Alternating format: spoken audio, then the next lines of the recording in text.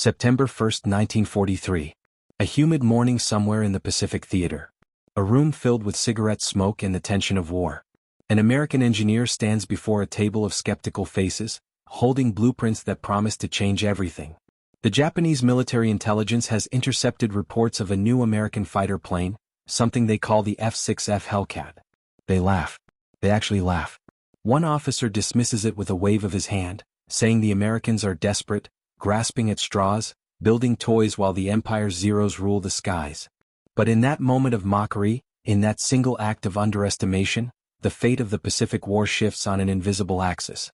Because what they don't know, what they can't possibly imagine, is that within weeks 24 of these so-called toys will tear through the sky above Tokyo like vengeful gods, rewriting the rules of aerial combat and shattering the myth of Japanese air superiority forever.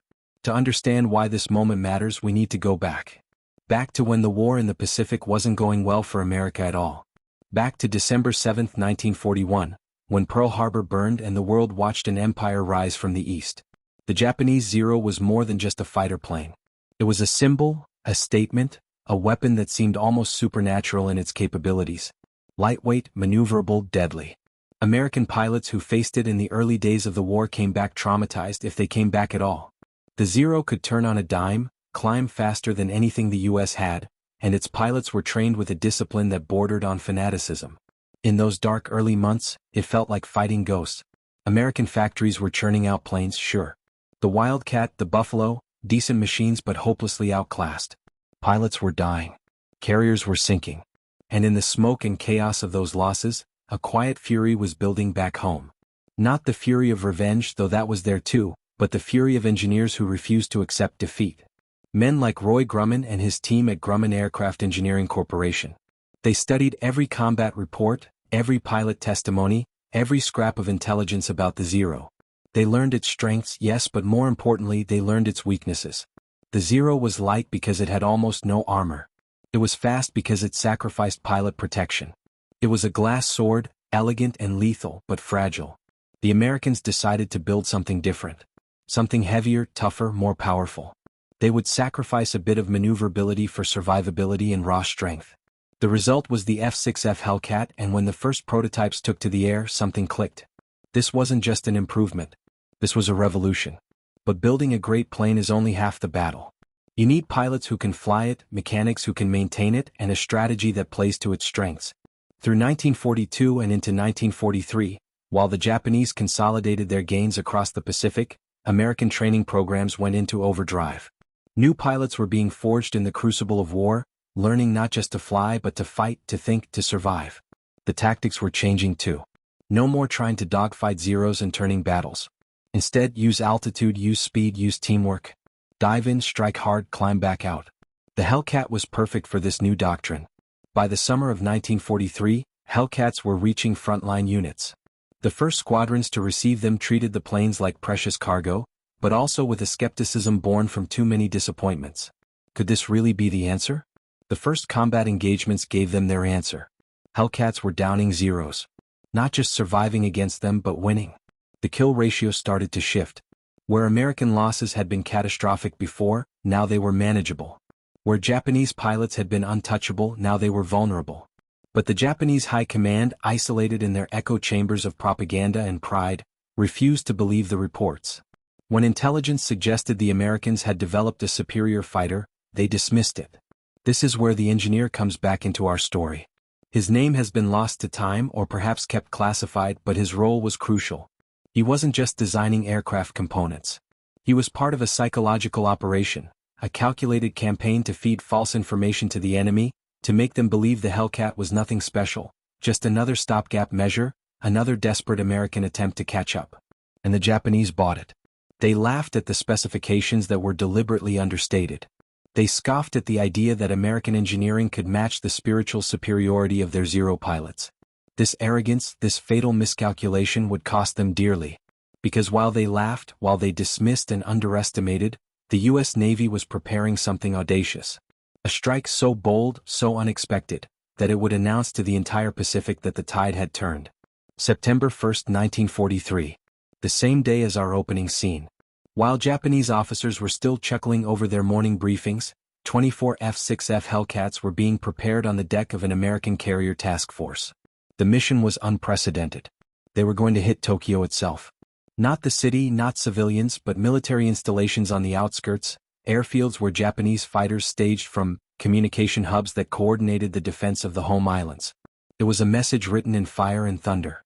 The pilots who climbed into those Hellcats that morning knew they were making history. Some were veterans who had survived the dark days of 1942. Others were rookies who had trained stateside, waiting for their moment. All of them shared one thing: they believed in their aircraft. The Hellcat had earned their trust in blood and combat.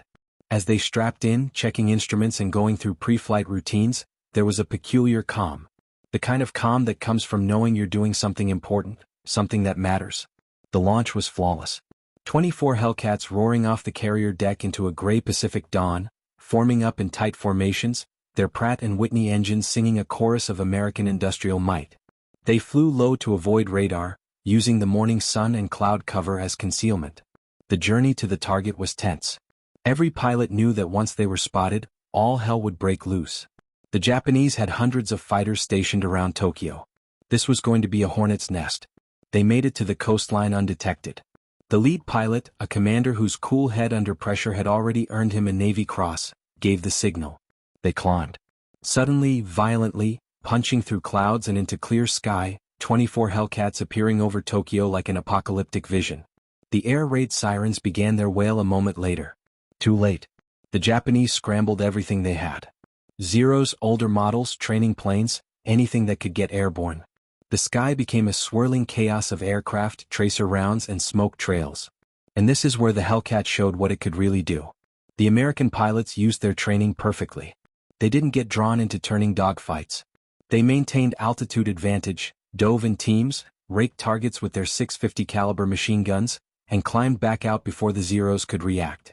One by one, Japanese aircraft started falling.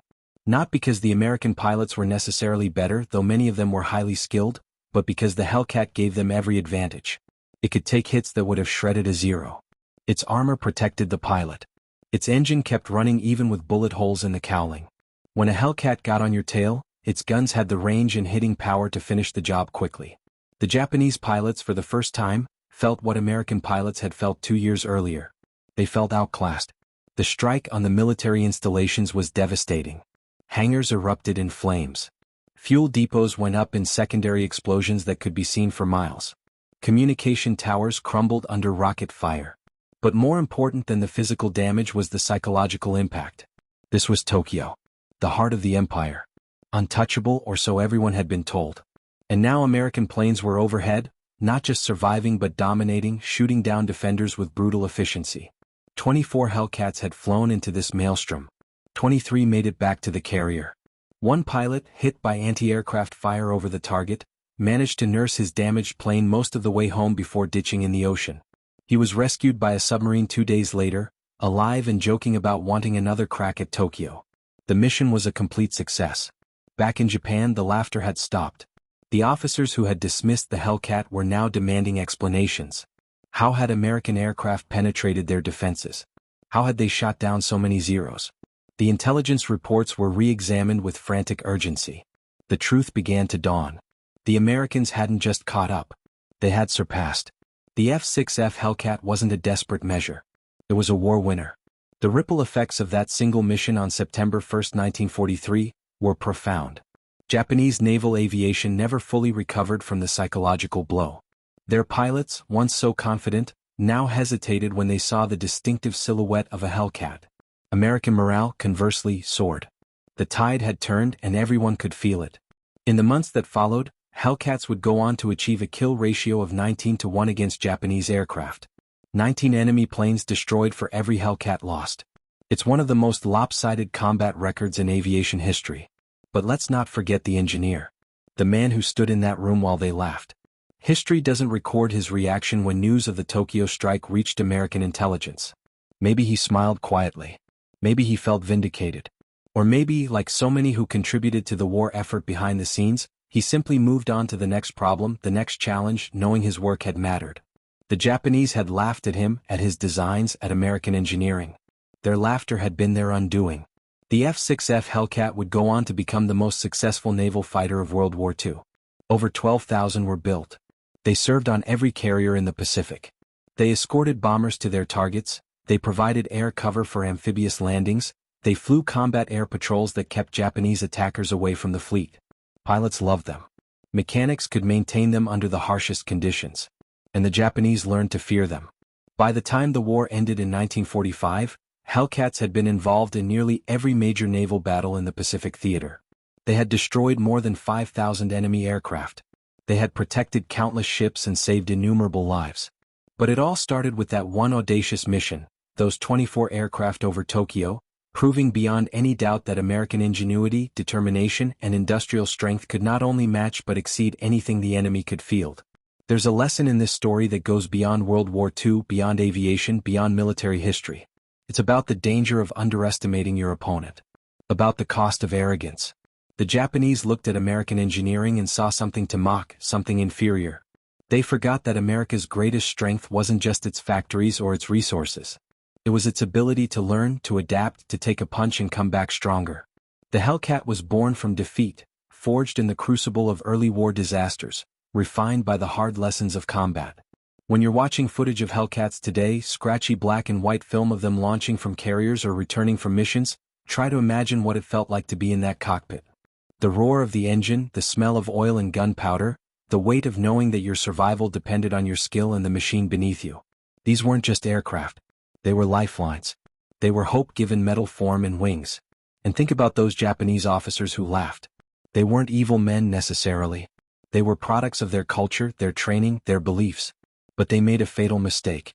They let pride blind them to reality. And in war, that kind of blindness is unforgiving. By the time they realized their error, it was too late.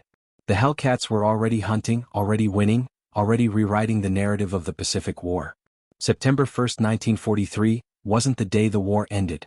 There would be almost 2 more years of brutal fighting, of island-hopping campaigns, of sacrifices that still echo through generations.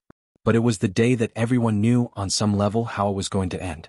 The Japanese could no longer control the skies. And without air superiority, their empire was doomed. Those 24 Hellcats over Tokyo were more than just an air raid. They were a declaration. They were proof that American resolve was unbreakable, that American innovation was unstoppable, that the outcome was no longer in doubt. The engineer who was laughed at got the last word. It was written in contrails across the sky above Tokyo. It was spelled out in the wreckage of down zeros scattered across Pacific islands. It was carved into history by the courage of pilots who trusted their machines and executed their missions with precision and bravery. And it echoes still, a reminder that underestimating those who refuse to give up is always a mistake. But there's a deeper story here, one that goes beyond aircraft specifications and combat statistics. It's a story about the men who climbed into those cockpits day after day, knowing that each mission could be their last. Let me tell you about Lieutenant Commander Edward O'Hare, the first naval aviator to receive the Medal of Honor in World War II. Before the Hellcat even existed, O'Hare was fighting in a Wildcat, the Hellcat's predecessor. In February 1942, he single-handedly engaged 9 Japanese bombers attacking his carrier, shooting down 5 of them and damaging a 6th. His aircraft took multiple hits but kept flying. He kept fighting. O'Hare survived that mission and became a national hero, his face appearing in newspapers across America, a symbol of hope when hope was scarce. But here's what most people don't know. In November 1943, just 2 months after that Tokyo raid, O'Hare was flying a night mission in one of the first radar-equipped Hellcats. His plane disappeared into the darkness of the Pacific sky and never returned. They never found him. They never found his aircraft. One moment he was there, the next he was gone, swallowed by the night and the sea. Chicago's International Airport is named after him. But his story reminds us that even heroes, even Medal of Honor recipients, even pilots flying the best aircraft in the world were not invincible.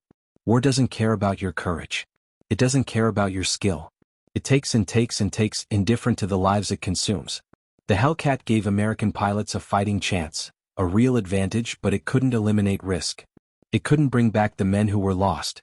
Every sortie was a gamble with death. Engine failure over open ocean. Navigation error in a storm. A lucky shot from a desperate enemy. Any of these could end your life in an instant, regardless of how advanced your aircraft was.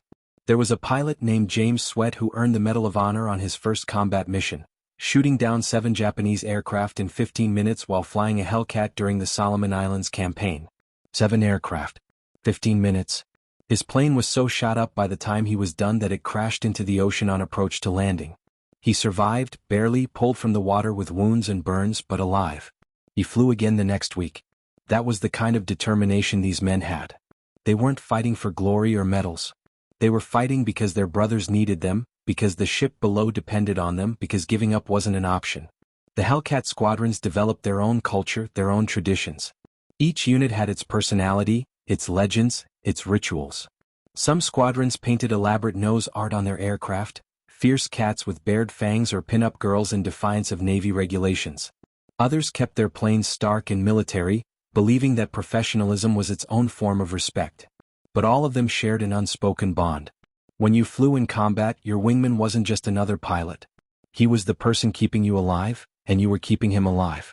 That bond was stronger than steel, forged in the crucible of combat where trust was the difference between survival and death. There are recorded instances of Hellcat pilots staying with damaged aircraft far longer than was safe, trying to shepherd them back to the carrier, refusing to abandon a fellow pilot even when their own fuel was running critically low. Sometimes they made it. Sometimes they didn't. But the attempt always mattered. One pilot, running on fumes, managed to land his Hellcat on a carrier that wasn't even his own, touching down with literally seconds of fuel remaining. The deck crew from that carrier gave him a standing ovation. It was a small moment of humanity in the middle of industrial-scale violence. The carriers themselves were floating cities, massive ships that served as home for thousands of men. Life on a carrier during wartime was a strange mixture of boredom and terror. Days could pass with nothing but routine patrols and maintenance work. Then suddenly the call to general quarters would sound, and everything would erupt into organized chaos. Hellcats would be spotted on the deck, which means positioned on the elevators and moved into launch position, engines roaring to life, pilots sprinting from ready rooms to their aircraft. The choreography of a carrier flight deck during combat operations was something to behold. Organized chaos doesn't quite capture it. It was more like watching a ballet performed at breakneck speed where any mistake could be fatal. Plane handlers, the men who moved aircraft on the deck, worked in one of the most dangerous jobs in the Navy. One moment of inattention, one slip on the oil-slick deck, and you could be sucked into a propeller or blown overboard by jet blast from a turning aircraft. They wore color-coded jerseys so everyone knew their role at a glance. Yellow for directors, red for ordnance, purple for fuel, blue for chalk and chain crews. They developed hand signals so precise that pilots could understand complex instructions in seconds, even over the deafening roar of engines. These men rarely get mentioned in the history books, but without them the Hellcats would never have left the deck. Consider the mechanics, the men who kept the Hellcats flying despite heat, humidity, salt spray and constant combat damage. They worked around the clock, often in brutal conditions, repairing bullet holes, replacing damaged components, conducting engine overhauls. They took pride in their work, personal pride in every aircraft that launched successfully. Some mechanics would write little messages on the inside of access panels, things pilots would never see, little notes like, "This bird will bring you home," or "Fly safe, kill the enemy."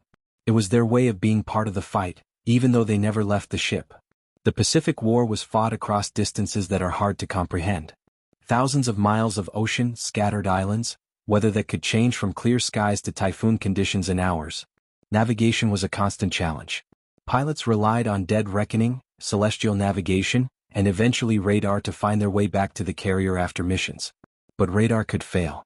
Clouds could obscure the stars. And a carrier, even one as large as they were, was just a tiny speck in an enormous ocean. There are stories of pilots, low on fuel, unable to find their carrier, who ditched in the ocean and were never found. The vastness of the Pacific swallowed them without a trace. But there were also miraculous rescues. Submarine crews that surfaced to pull down pilots from the water, sometimes under enemy fire. Destroyer captains who broke formation to search for survivors.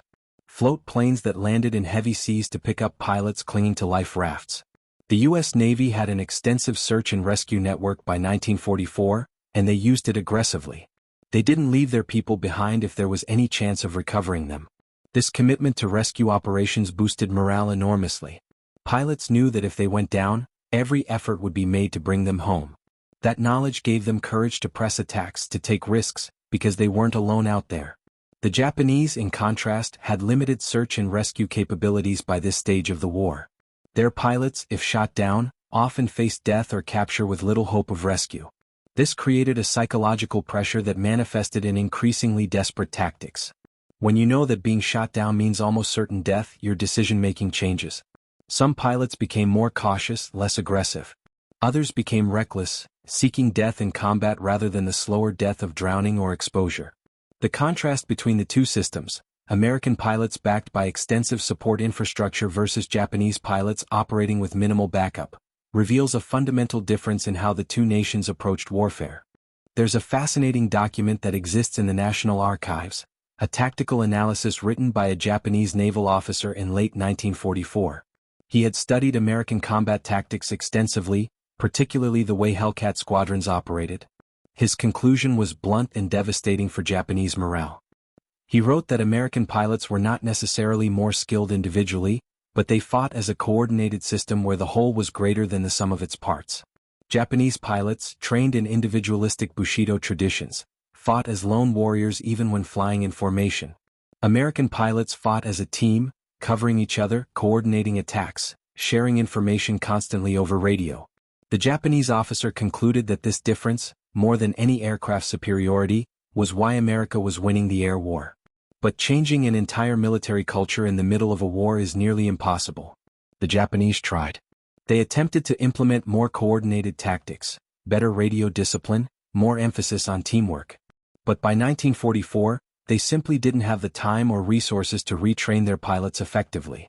New pilots were being rushed through abbreviated training programs, sent into combat with barely 100 hours of flight time, facing American veterans and superior aircraft. It was slaughter. Some Japanese pilots survived their first mission. Most didn't.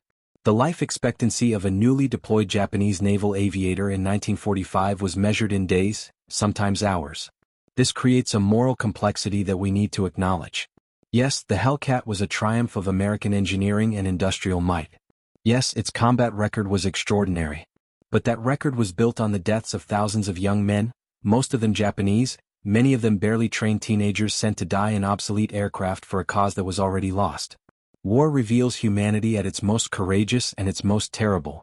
The same mission that we celebrate as a turning point, those 24 Hellcats over Tokyo, resulted in deaths on both sides. Families destroyed. Futures erased. The cost of victory is always paid in blood and grief. American pilots struggled with this too.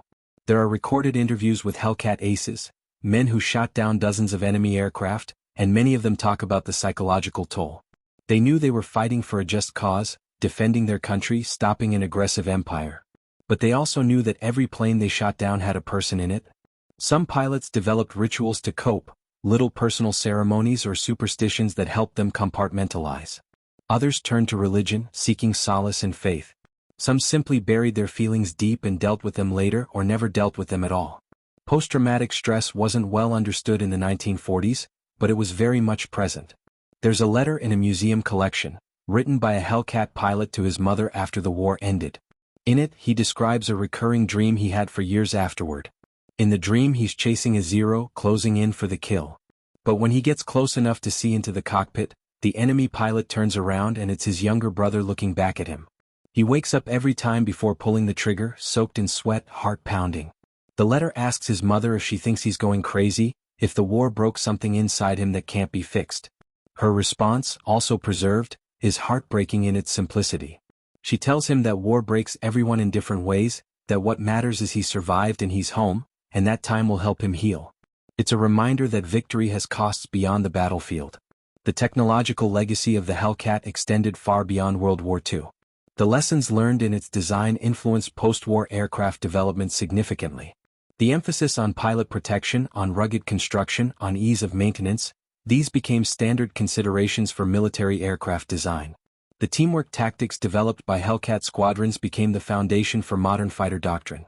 The integration of radar, radio communication, and coordinated operations that proved so effective in the Pacific became the blueprint for how air forces around the world would operate in future conflicts. Roy Grumman, whose company designed the Hellcat, lived to see his aircraft become legendary. He was a modest man by all accounts, uncomfortable with praise, always deflecting credit to his team of engineers and designers. But in private moments, he would admit to feeling immense pride in what they had accomplished. Not pride in creating a killing machine, though that's what it was, but pride in saving American lives. Every pilot who came home safely because the Hellcats' armor stopped a bullet, every carrier that survived because Hellcats intercepted attackers, every mission accomplished because the aircraft kept flying despite damage, these were the things that mattered to him. He saw the Hellcat as protection for the men who flew it, and that perspective shaped its entire design philosophy. After the war, many Hellcats were simply pushed off the sides of carriers into the ocean. It sounds shocking now, but the logic was pure pragmatism. Transporting thousands of aircraft back to the United States would take valuable cargo space needed for bringing troops home. The Hellcats had served their purpose. Jets were the future. So into the ocean they went, hundreds of them, sinking into the depths to rest forever on the Pacific floor. It seems like a disrespectful end for aircraft that had accomplished so much. But perhaps there's a poetry to it. They were born for the Pacific War, and in the Pacific they remained, eternal guardians of the waters where so many men fought and died. Some Hellcats did make it back home. They were used for training, for experimental purposes, for air shows and demonstrations. As the decades passed and their historical significance became clearer, efforts began to recover and restore surviving examples. Today the Hellcats that still fly are treated as national treasures, maintained by dedicated teams who understand they're not just preserving aircraft but keeping alive the memory of everyone who flew them, maintained them, believed in them. When a restored Hellcat flies at an air show, that distinctive engine sound echoing across the field, it's more than entertainment. It's a living connection to history, a tangible reminder of what that generation accomplished. And what about the families? The wives who kissed their husbands goodbye not knowing if they'd ever see them again. The children who grew up with fathers who were shadows, men physically present but psychologically still fighting the war in their minds. The parents who received telegrams informing them their sons were missing in action, lost over the Pacific, and spent the rest of their lives wondering exactly what happened, exactly when, exactly where. The Hellcat story includes all of them. It includes the worker in the Grumman factory who built the wing section with extra care because her brother was flying these planes somewhere in the Pacific. It includes the young boy who watched newsreels of Hellcats in action and dreamed of being a pilot, eventually joining the Navy himself decades later. History is not just dates and statistics. It's human experiences layered upon human experiences, choices and consequences rippling through generations. Those 24 Hellcats that flew over Tokyo on September 1, 1943, carried with them the hopes of an entire nation, the expertise of countless engineers, the labor of thousands of factory workers, the training and skill of their pilots, and the weight of everyone who had died in the desperate early days of the war. They carried all of that into battle and they proved that it was enough. They proved that America could learn, could adapt, could overcome. They proved that being underestimated could be an advantage if you used it correctly. The engineer who was laughed at, whoever he was, whatever his name might have been, represents something fundamental about human progress. He represents the person who keeps working when others mock, who keeps believing when circumstances suggest despair, who sees potential where others see only limitations. Every innovation in human history has been driven by people like that, people who refuse to accept that the current state of affairs was the best that could be achieved. The Hellcat exists because someone asked, how can we build something better? And then put in the work to find the answer. That question, that willingness to challenge the status quo and do the hard work of innovation, that's the real legacy here.